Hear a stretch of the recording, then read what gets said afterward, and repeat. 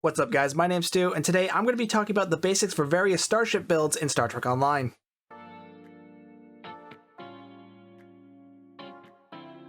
Fun fact, I filmed that intro 4 days ago.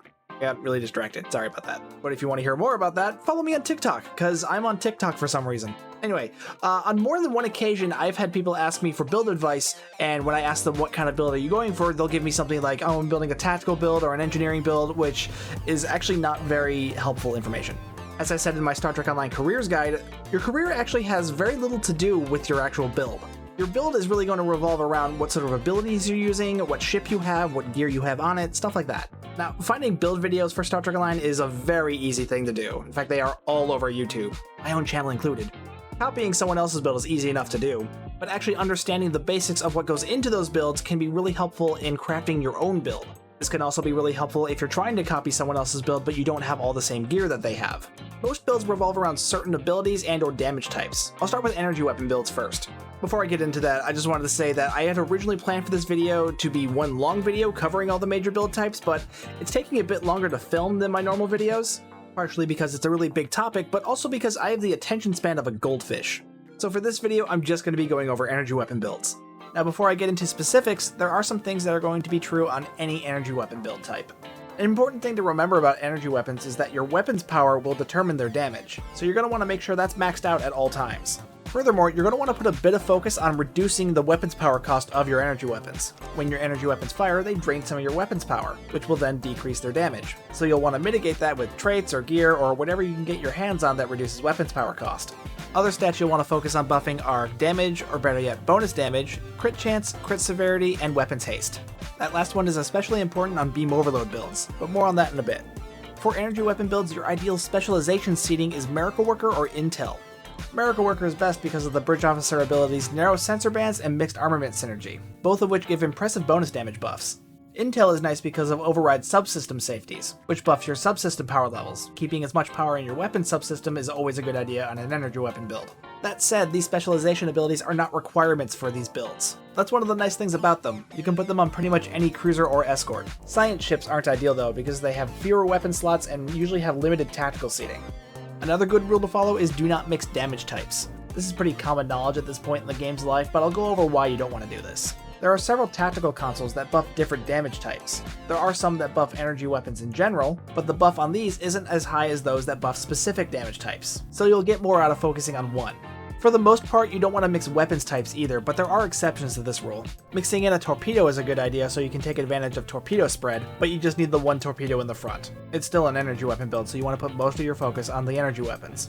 Generally, you don't want to mix beams and cannons together on the same build, but if you have access to Mixed Armament Synergy, it's actually not a bad idea to put in one of the other weapons types, because that way you'll have one more weapons type to trigger Mixed Armament Synergy's bonus damage buff.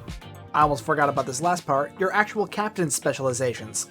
For your primary, Intel Officer is always a good choice for any energy weapon build because it gives access to space flanking. Space flanking gives bonus damage and other buffs when firing on your enemy's rear arcs. It requires you to be a bit more mindful of your piloting, but it's definitely the best option.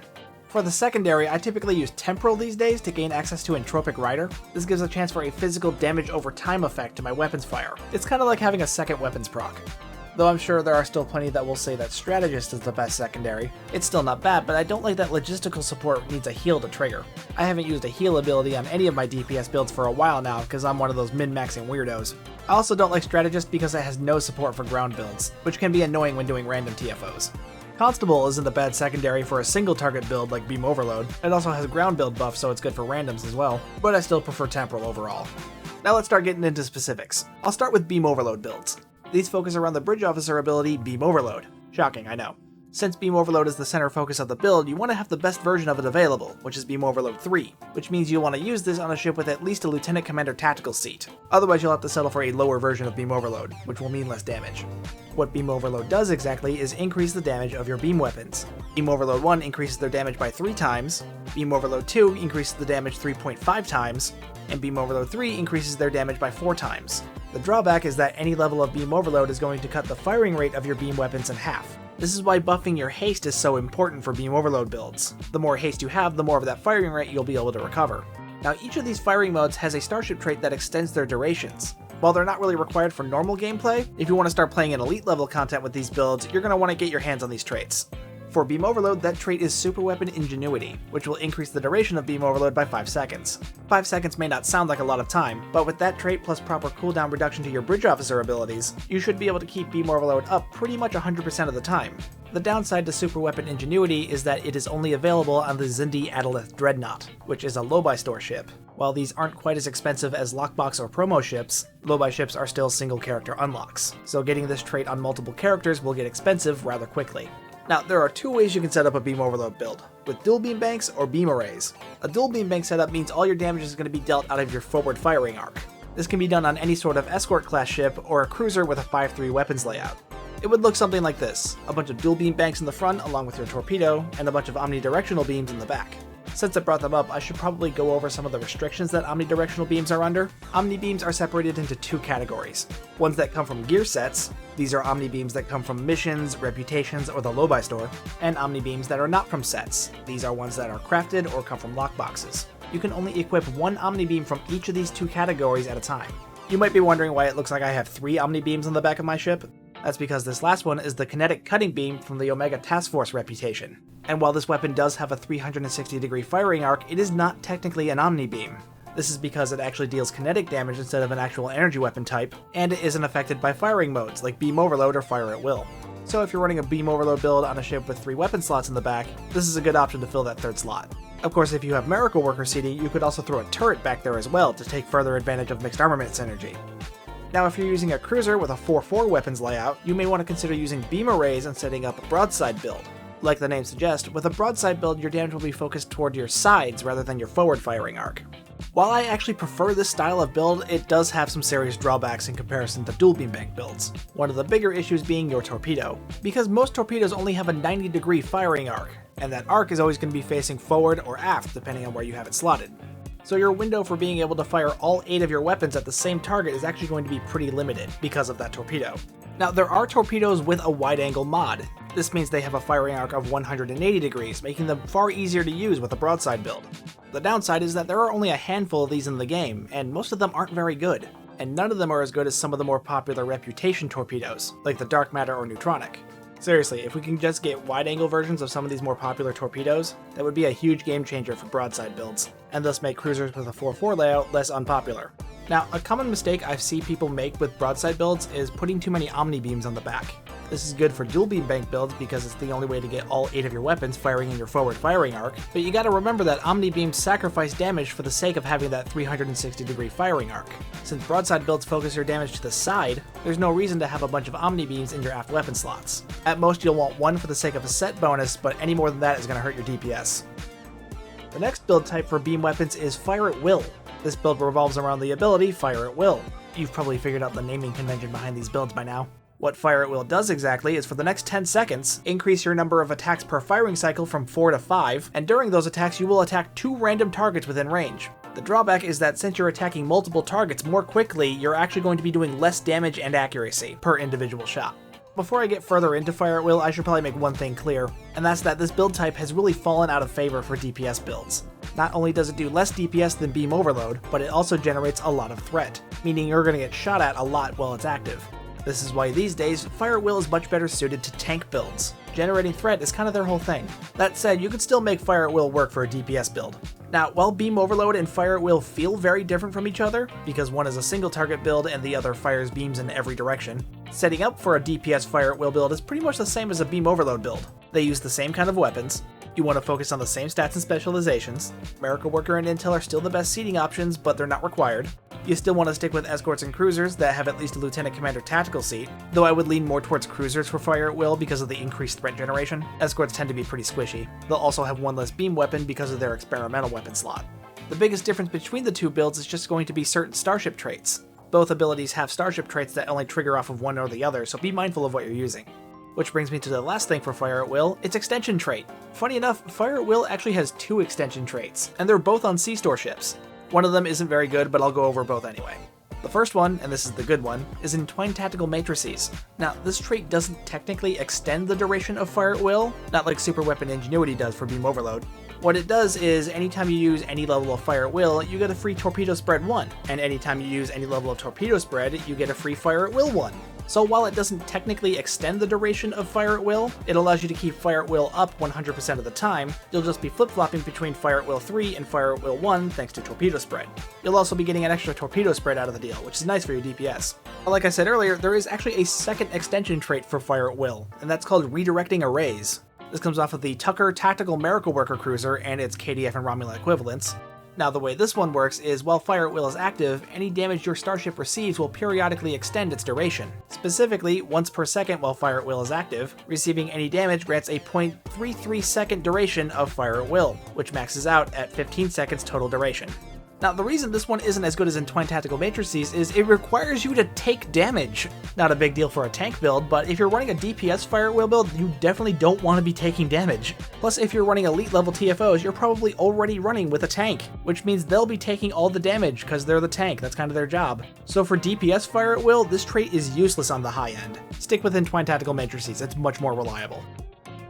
Now, let's move on to cannon builds.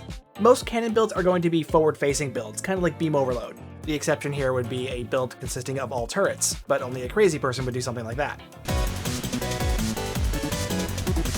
There are several different types of cannons. Single cannons, dual heavy cannons, wide arc dual heavy cannons, and turrets. The difference between them is the size of their targeting arcs and the amount of damage they do. The larger the arc, the less damage they'll do. All of these cannon types except for turrets can only be placed in the forward weapon slots. Of those, single cannons have the widest targeting arc with 180 degrees, but also do the least amount of damage, which is kind of why no one uses them. Dual cannons do a bit more damage, but their firing arc is narrowed to 45 degrees. Dual heavy cannons also only have a targeting arc of 45 degrees. They also get plus 10% to critical severity, but in exchange for that, their firing rate is lower, and they consume 12 weapons power instead of the 10 weapons power that the others do. But even with those drawbacks, dual heavy cannons are still the best for DPS. There's also a wide-angle version for dual heavy cannons. They're pretty much the same, except they have a 90-degree firing arc instead of 45. The downside is that the wide firing mark is only there because of the arc mod, kind of like on an Omni-Beam, which means that arc mod is going to be taking the place of a damage or crit D mod, so this will do a little bit less damage than standard dual heavy cannons. You can also only have one wide-angle dual heavy cannon equipped on a ship. The last cannon type is turrets. Unlike the other cannon variants, turrets can be placed in both the forward and aft weapon slots. They also do the least damage, but have a full 360-degree firing arc, which is why most cannon builds will be equipped with a bunch of these in the back. While they function like the cannon version of Omni-Beams, they're not treated as such, meaning they're not held to the same restrictions as Omni-Beams, so you can put on as many as you want. Though unless you're as crazy as me and building a full turret build, you'll only need 2 or 3 of them. Now, just like with any other energy weapon build, you want to focus on the same stats. Miracle Worker and Intel seeding are your friend, but not must-haves. A big difference with cannon builds is how much tactical seeding you're going to need. Beam Overload and Fire at Will 3 are both Lieutenant Commander abilities, but cannon abilities are a step higher. So to get Scatter Volley or Rapid Fire 3, you're going to need a Commander level tactical seat, which, with a few exceptions, you're only going to get on an escort. Since the tactical seating on most cruisers usually doesn't go above Lieutenant Commander, they're going to have to settle for rank 2 of Scatter Volley and Rapid Fire. I should also point out certain Federation cruisers can't equip dual cannons. Don't ask me why, that's just how it is. So if you're planning on setting up a cannon build on a Federation cruiser, make sure it actually can set up cannons. Now, remember when I said you don't want to mix beams and cannons unless you have Miracle Worker seating? There's actually another exception to that. You may have noticed already that I have an Omni Beam on this ship, but don't have any Miracle Worker seating. I typically throw one omnidirectional beam on a cannon build for 2 reasons. 1, because of a set bonus, and 2, because with tactical heavy ships like this, you tend to have an overabundance of tactical seating, meaning you'll have a lot of good abilities in your higher level tactical seats, but when you get down to the ensign level stuff, there's really not much left that's still useful. But having this Omni Beam gives me an excuse to put Beam Overload 1 in that ensign seat, which even just Beam Overload 1 buffing one Omni Beam, that's still going to do more for your DPS than tactical team. Now, let's move on to the individual types of cannon builds. I'll start with Cannon Scatter Volley, or CSV builds as they're commonly referred to, because the Stowe community has an acronym for everything. This build revolves around the ability, you guessed it, Cannon Scatter Volley. What Scatter Volley does exactly is upgrade your cannon weapons for the next 10 seconds, during which they'll hit 3 additional targets within a 90-degree arc of your primary target. Scatter Volley 1 doesn't give you a damage buff, but it will reduce your accuracy by 50. Scatter Volley 2 will let your weapons do 105% of their normal damage, meaning that's a 5% damage buff, and only reduce your accuracy by 40. And Scatter Volley 3 will give you 110% of your damage, and only reduce your accuracy rating by 30. It doesn't sound like much of a damage buff, but most of the DPS increase is going to be coming from the fact that you're going to be firing on more than one target at once. It's similar to Fire at Will, but still very much focused in one direction, whereas Fire at Will fires in every direction. Because you're firing on more than one target at once, you will be generating a bit more threat than you will with rapid fire, but because the damage is confined to a cone-shaped attack, it won't be nearly as much threat as fire at will. Now, since you're going to be focused on a lot of the same stats as you would with any other energy weapon build, a lot of the traits are going to be the same, but the extension trait for Cannon Scatter Volley is called Withering Barrage, which increases Scatter Volley's duration by 4 seconds. Like what Super Weapon Ingenuity does to Beam Overload, this trait combined with proper cooldown reduction for your Bridge Officer abilities is enough to keep this ability up nearly 100% of the time. Withering Barrage is actually pretty easy to get because it comes off of like 7 different ships. It comes off the Valiant Tactical Escort, the Core Bird of Prey, the Malum Light Warbird, all of which are Sea-Store ships, the legendary variants of these 3 ships, and the Emchala Bird of Prey refit, which you got for free for participating in the KDF recruitment event. Also, the Malum and the Core are available in the Romulan Legacy and Klingon Defense Force Elite Starter Packs, meaning you can get those ships for 2,000 Zen instead of 3,000 Zen, and get a bunch of other useful stuff along with them. Alternatively, you could also use Entwined Tactical Matrices for Cannon Scatter Volley as well, because that trait works for Scatter Volley the same way it does for Fire at Will. So instead of extending its duration, you would just be swapping between Scatter Volleys 3 and 1, with the help of Torpedo Spread. Withering Barrage would still perform a bit better, but this is still a viable option. Now, the last build type I'll be going over for this video is Cannon Rapid Fire, which revolves around the ability Cannon Rapid Fire, or CRF for short. What Rapid Fire does is increase the firing rate of your cannons by 50%. Rank 2 will also let your attacks do 110% of their normal damage, meaning that's a 10% damage buff, and Rank 3 will up that to 120%. The big difference here is that Rapid Fire is a single target ability, meaning it only fires at one opponent at a time, much like Beam Overload. Now, the downside here is that even with that increased firing rate and the slightly higher damage buff, Scatter Volley actually performs better in most TFOs. You'll be able to kill mobs of enemies much quicker with Scatter Volley than you will with Rapid Fire, but Rapid Fire would do better in a situation where you're against one single enemy, like a final boss battle. Now, I should point out I haven't actually been able to test this out myself because I don't own the extension trait for Rapid Fire. Currently, the only starship trait that extends Rapid Fire is Go for the Kill. This trait extends the duration of Cannon Rapid Fire by 3 seconds every time you score a critical hit. This is unfortunate because this starship trait only comes on 2 ships, the Jem'Hadar Strike Ship and the Jem'Hadar Recon Ship, both of which are promo ships. The one very small upside to this is that the Jem'Hadar Strike Ship is sometimes available in Mud's Market, through the Muds out of this Wormhole Choice Pack. This means it's still very expensive, but you have the option to unlock this trait on your whole account. That said, Rapid Fire and Scatter Volley builds are going to function very similarly, so if I had to pick between the one that's going to be in a $150 bundle, or the one that's going to be in a $20 Elite Starter Pack, I know which one I'd choose. So yeah, those are the basics for energy weapon builds. I hope this helps you in putting together your own. Like I said, I had planned for this to be one video, but it's taking longer to make, so I'm actually splitting this into several videos.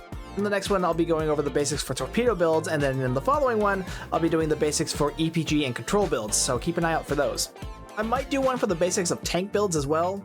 I kind of touch on them a bit in this video, but there are still some key differences between it and normal Fire at Will builds because of the increased focus on heals and threat generation. Plus, I kind of already have a tanking tutorial on the channel. Like, it was literally my first video. I don't know, I'm still debating on it, but if you guys want to see that video, let me know down in the comments below, because that'll certainly influence my decision making. Anyway, please be sure to like, comment, subscribe, hit the bell for notifications. You know the routine, it's YouTube, but it really does help the channel and I do appreciate it. My name's Stu, and I'll see you guys next time.